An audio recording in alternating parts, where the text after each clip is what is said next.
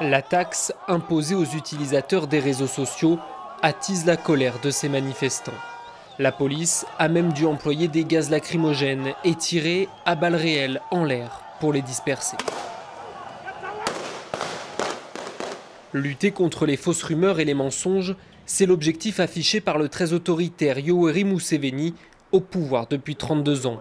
Le coût de cette taxe reste symbolique, environ 16 € par an, mais elle s'attaque directement à la liberté d'expression. Les médias sont en grande partie privés et les personnes privées qui possèdent les médias sont liées au gouvernement. Donc il y a seulement quelques niches pour vous exprimer librement sur les radios, mais aussi et surtout sur Internet, qui est un média de masse.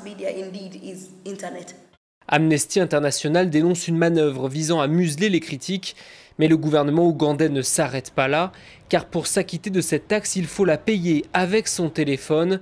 Or, depuis juillet, les transactions via mobile sont elles aussi imposées à hauteur de 1%, une double peine dénoncée par cet avocat. La liberté d'expression, la liberté économique, le progrès des affaires sont tous étouffés par cette taxe. Et nous pensons que c'est un bon dossier à contester devant la Cour constitutionnelle parce que la Constitution garantit l'égalité, elle garantit les droits économiques, elle garantit l'équité. Et tous ces principes sont piétinés par cette taxe sur les réseaux sociaux.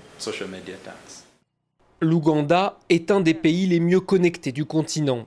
Mais les gouvernements autocratiques tels que celui de Yoweri Museveni n'hésitent pas à en restreindre, voire à en supprimer l'accès par peur de la contestation.